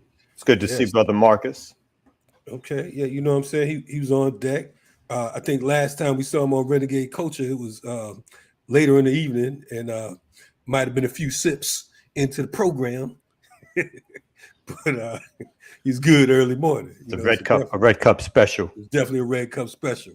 No red cups in the morning, though. You know what I'm saying? But I don't know, what's your thoughts on that, man? You talking about reparations on a local level? What I mean? Yeah. What I'm always in support of the efforts. I always, for me, it's like, there's no economic freedom without political freedom, and the people who've enslaved us or who've taken advantage and built up everything that they have off of the enslavement of African people aren't going to make us whole. That's something that you got to take. It's something that's a process. Any resources that are given will be, something to ameliorate the idea that they've done something, but they're never giving, they're never going to freely, let's say, give up the resources that will make us whole, because that means that we won't need them no more, right? That means we won't be a part of their system anymore. That means that we are going to build something alternative, and building something alternative is something that they just won't allow. So I support the reparations struggle in general, but individually for me, I always feel like, we're not going to really get reparations until our enemy is defeated. That's when you really get reparations. You're not going to get it when your enemy is still strong and in power. They're just going to give you something to get you to shut up. But they're not going to try to make us as a population whole. Like, I just never expected it. So yeah. Right. And and I agree with you. And I applaud the quote unquote small steps, because I think that our people need inspiration. You know what I'm saying? And I think that, unfortunately, as a tool, as an organizing strategy, I see it, right? But on the other side, like I said, my reparations in blood, I stand by that, because I recognize that on the whole, it's about sovereignty. On the whole, a nation is not going to give reparations to their own citizens. But here on these trinkets, these state by state, whatever the situation is, county by county, put your foot in their ass as much as you could right now, because they have to know that we exist, and we have to continue to resist. I think that ultimately it's important to stay actively engaged and to politicize folks along the way. I definitely think it's a politicalization tool. And again, African people, Black folks, again, no matter what I think of ADOS and so forth, there's obviously a desire by our folks to be made whole in some way, or to feel like there's a process or a way, short of, let's say, actual revolution, to make ourselves whole and to somehow be able to go about our daily lives and live daily lives like anybody else wants to live. So I definitely appreciate the effort, and I understand the intent. I just think, politically speaking, again, your enemy doesn't make you whole. Your enemy continues to make you a slave, and just changes the conditions under which that slavery takes place. And only the defeat of that enemy really means that you're going to be made whole, right? Nazi Germany didn't give reparations while it was still in power. It was defeated by stronger powers and then forced to give real reparations and so forth. So, and I know there's the example of reparations given here by the Japanese in internment camps, but relatively speaking, done in relatively speaking small amounts, and not something that did anything to change the system of dominance that the folks in power had, but something again to ameliorate the pain, and that they can stand on top of and say, hey, we did this, is something they will do. I think the difference between them and us as African people is that this population, this larger white population, hates, and have been trained to hate African people, and anything that they see as giving us something to make us whole, those white folks, those white working class folks, supposed allies in a class struggle, will go bananas, as they already are doing, at the thought that somehow Black folks can get some resources out of the system. So, I just think it's a long struggle, and one that won't be sort of, in terms of being made whole, given to us by the people who are in charge of the everyday oppression of our lives. Absolutely, it's a protracted struggle, protracted war, and one that you have to be in it for the long haul. Folks, I think that oftentimes a lot of oppressed people think that there's a magic wand that's going to come along, where there's going to be some simple savior that's going to come and bless, the masses, and there's going to be revolution, and revolution is going to be as swift as a stroke of a pen. But that's not the reality of things. So, we're always looking for it, and plus, just utilizing the climate. In the mortal words of Bobby Seale, seize the time. We have to seize the time, and this time right now, it is ripe. It is ripe because folks want to prove that they're down. They want to prove that no, I don't support that. I'm different. You know what I mean? So we utilize it, but at the same time, we accept their concessions, but we don't compromise our position. Our position has to be stern, and we have to make sure that we stand and are steadfast and keep our eyes on the prize, regardless of what of what the strategies and tactics are. We have to know what the ultimate goal is. What are we looking for? Are we looking for victory, or, like you said, are we looking for trinkets? So, with that in mind, speaking of victory, we got the ear to the DZ, the R, the the E, the N, the E, the G, the A, the D, the E is reggae. Word up. Yeah, you always coming too early, man. Damn. I mean, listen. Anyway, yeah, what y'all was talking about is straight up. It's like if they give us, reparations, give us money, then they'll be like, all right, this currency is no longer, you can't use it no more. They give us resources, and then they do intimate domain. Or did I say that right? No, eminent, not intimate. Eminent domain. Wait, stop. The man said intimate domain. So they come rubbing on you when they take your shit. Yo, my brain be working so fast. But yeah, then they take that. So then they take that. So it's like, yo, what are these people really gonna get you? And my thought is like, even if you do get this beach, is it gonna be another Black Wall Street? Yeah. And it makes me think, is it better to be segregated or better to be in a, with in the crowd, mixed in the crowd? So they be like, well, we ain't gonna bomb us too, but we'll let them get they space right here, and then be like, blam. Yeah. I mean, I'm not mad at them getting land, and again, right. I think, and I don't use the term segregation, because segregation connotes one party dominating another party, even if they have their own, right?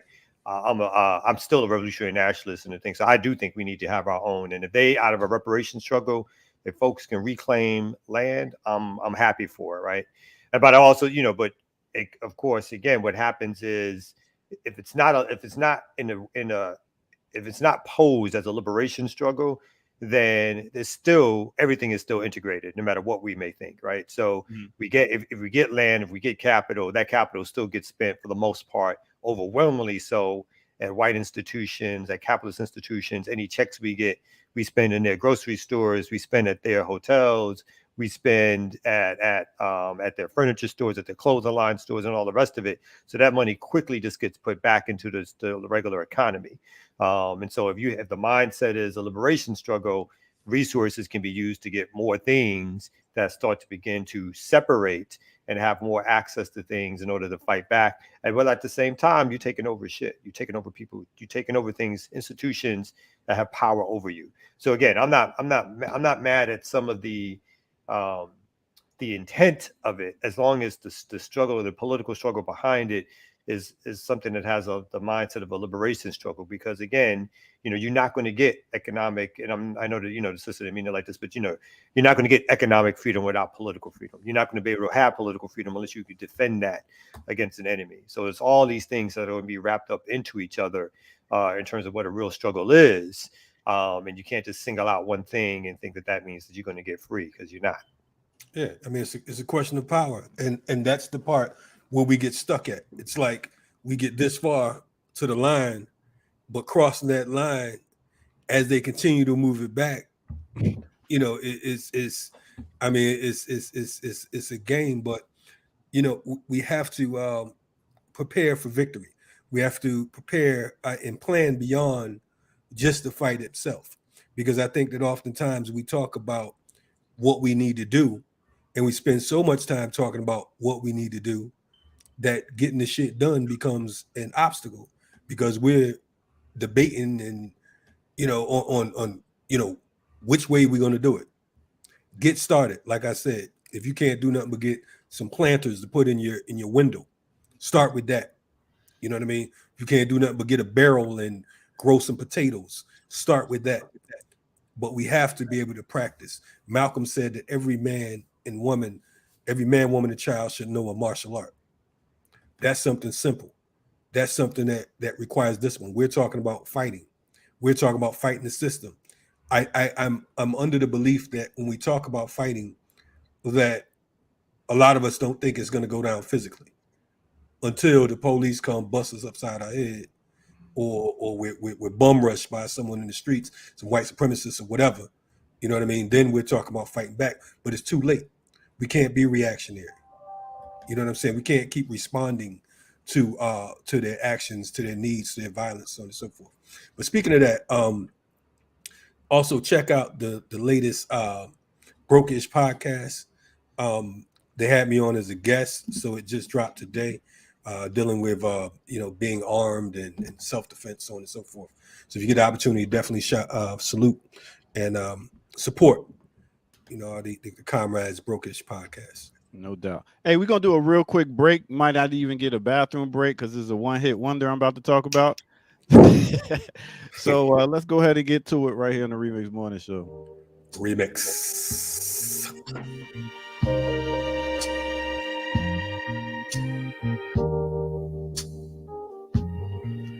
All right, my remixes out there. How y'all doing today? Hope you're doing good. Right now, I wanted to do another spotlight since it is Black Women History Month. I wanted to talk about one sister who has an old school name, Shirley. Big up to Shirley Brown.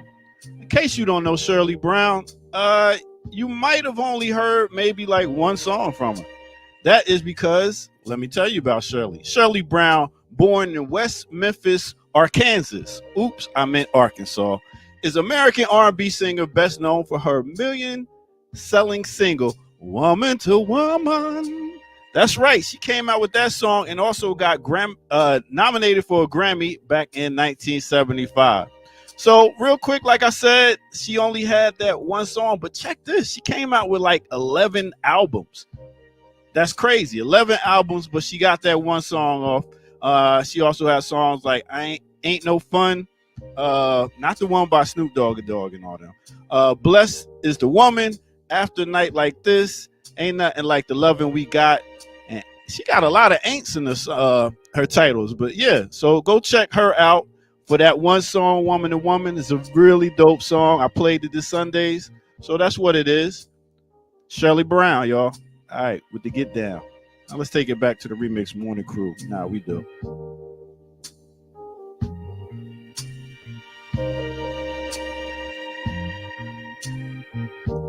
Yeah. Shout out to Shirley Brown. Shirley Brown you could have extended Shirley Brown so we could have got our quick bathroom break.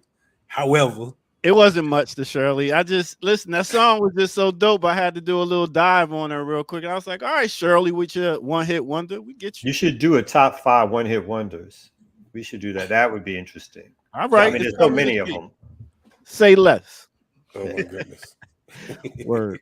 And that's what it is for today. Like I said, we got a lot of dope shows coming up. Make sure y'all tune back in at 8. Well, the show ain't over yet. Let me go ahead and let y'all rock out. But you gonna do? We did hit 200. You gonna do a Did we? Yeah, we Sure, did. why not? Yeah, You we know, I'm did. always- You did, brother. I'm always down for it. Love to give the people what they want. So I'm I'll be back for the break. He likes to close his eyes sometimes when it comes to his work. He like, ain't nobody see nothing. Hey, I'm scared to make jokes nowadays. I was watching Ari Spears. Yes, like from 2016, and the stuff he was saying, oh my goodness, it could not be said today without him being under the target of everybody. But yeah, anyway, I'll be back. Thanks for sharing that.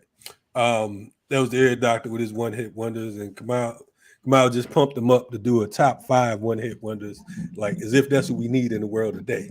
But that is what we need from the Ear Doctor. I want to hear his top 5 one-hit wonders so I can tell him how wrong he is, no matter what he says. That's my job. I'm confused why I'm here. Oh, while I'm here, shout out to our crew organizing is the new cool. Was just nominated for a best feature documentary with the Royal Wolf Film Awards. So we'll know if we actually won by the middle of next month. So thank you all for your supporters and getting us nominated for a Royal Wolf Best Documentary Feature Award. So congratulations. And then Jared wanted us to make sure that we told people, we talked about the fundraiser that we're doing for Brother Daruba.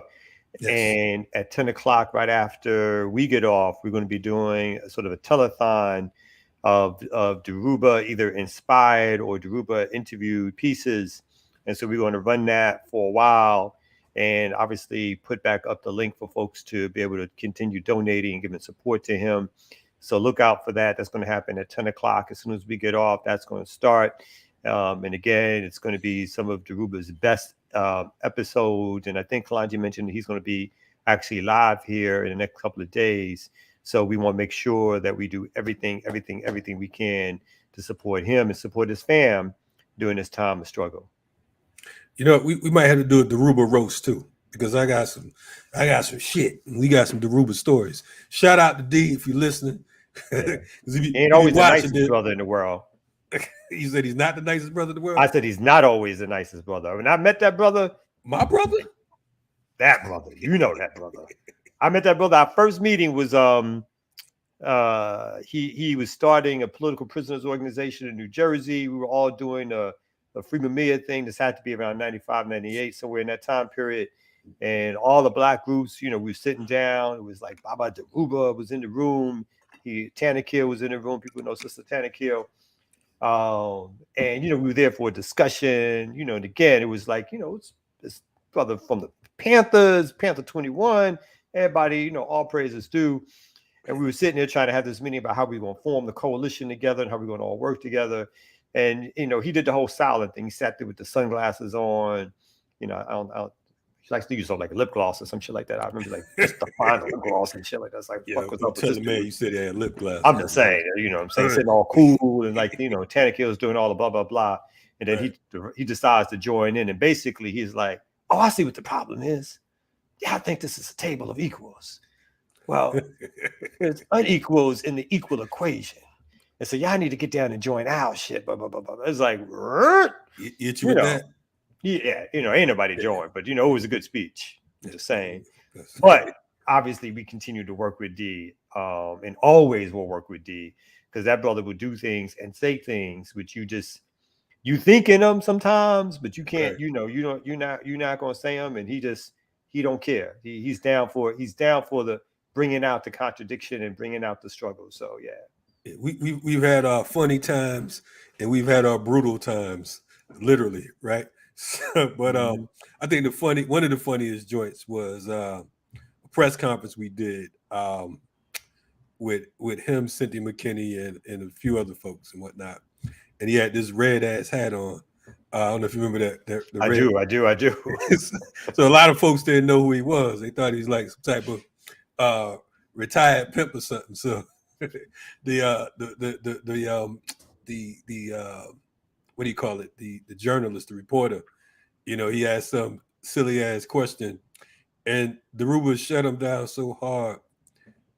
We're at the press conference, and I got to keep looking down and turning my head so I don't laugh because a lot of the shit was live. So I'm just like, man, this dude just say anything, anytime. He's the cat that I thought I said anything, anytime. This motherfucker take it up 2-3 notches and shit. I'm like, I'm appalled. You know what I'm saying? I'm like, sorry, Mr. White Man. I didn't even know he was going to hit you that hard. You're like, Daruba, can't we all just get along? Man, no, nigga, and no. I'm sitting there, and I already knew. I'm like, I'm the dude is like, he's coming with the dumbass questions, and Drew was like, I'll answer that. He didn't even finish. He's like, let me finish. Okay.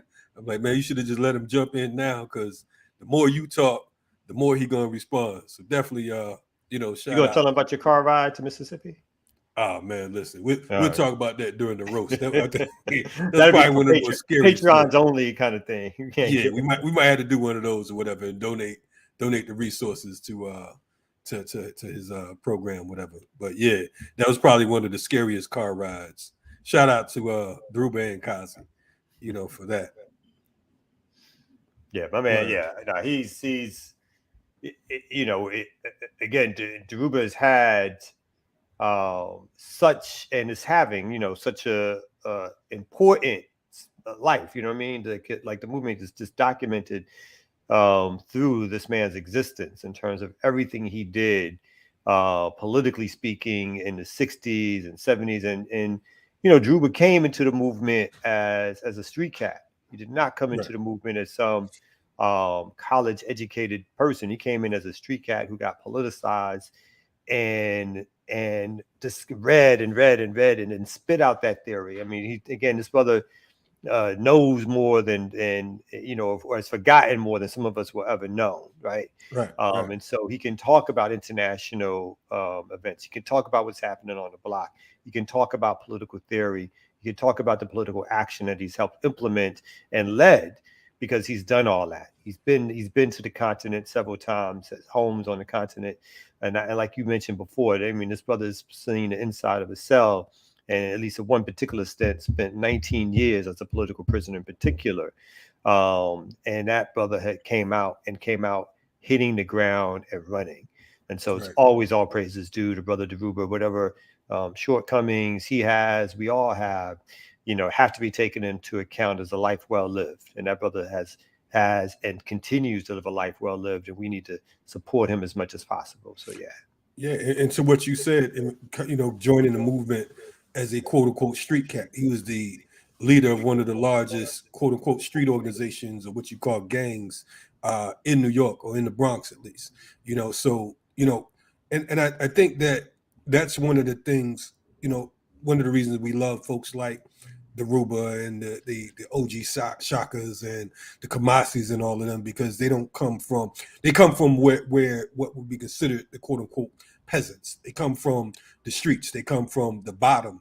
And oftentimes you have the intellectual class, and there's nothing wrong, because we need all parts. We need all hands and feet in the war. But we have some folks who speak strictly theory. Practice is oftentimes more important than the theory. Of course, they say theory without practice is dead. But and I'm not saying that all practice, because of the fact that if you don't have those politics correct, then you can practice whatever you want to, and that shit won't be what it needs to be. But definitely, he's one of I would argue, one of our greatest revolutionary minds.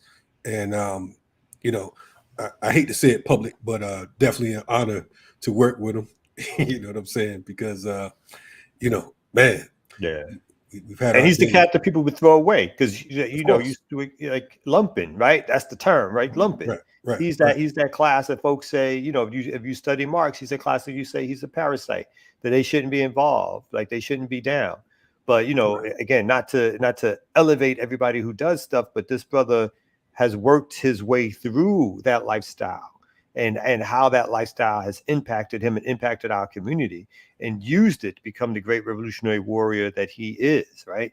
And similar to the way Malcolm used it to become the great revolutionary warrior that he was. So, we got folks in our community that, everybody, people do dirt. Some people won't come to revolutionary consciousness, but Daruba came to revolutionary consciousness and put everything that he learned from the streets to work for our people. And that brother just deserves so much accolades and praise.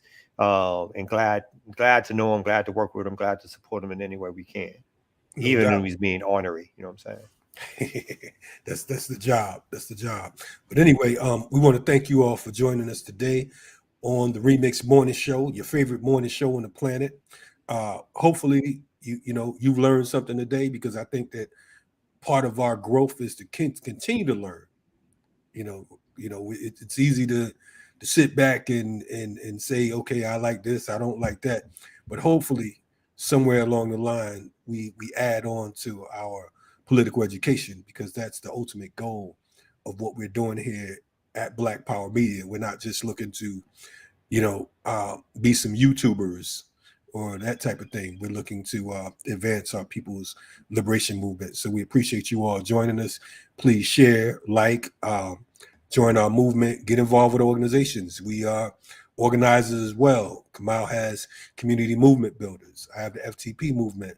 There are folks on board from Black Alliance for Peace and a number of other different organizations. Ask us how you can get involved in organizing, because that would be the ultimate sign of love, joining us in this war.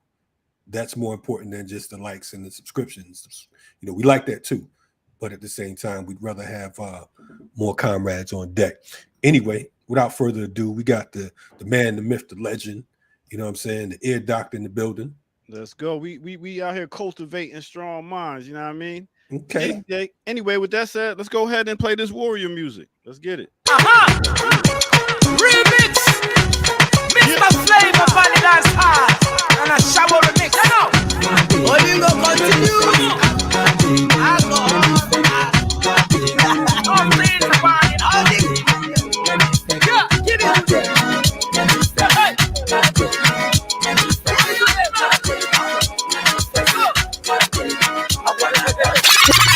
Some of them never know me. Some of them don't know me. Some of them keep for me. Every time the people don't sing. Some of them wanna whine for me. Some of them boogie down for me. We love the way the ladies will whine for me. Everybody now, like a hey. Everybody go. I like the way you do it. What did you say? All my ladies will whine on me. See girls that hurt. I'm a boom boom guy, you there? All the ladies around like that. Move your body to the beat. If you break my heart, I go dead to your father. Bunny on the tiny beat. The 90s bad girl trend. See, I heard them say, boy, you a player. You the score like Messi, play like Kaka, dribble like Picasso. You the like Barcelona, Real Madrid. Arsenal, Man U, Chelsea. I go give you my heart, give you body, do anything for you. Sacrifice my life to be your wife. I'm gonna be there for you. That's what it is right here on the RemiX Morning Show. We catch you on the morning at 8 a.m. Peace. I said peace. And we out of here. Get us out of here, Kalaji.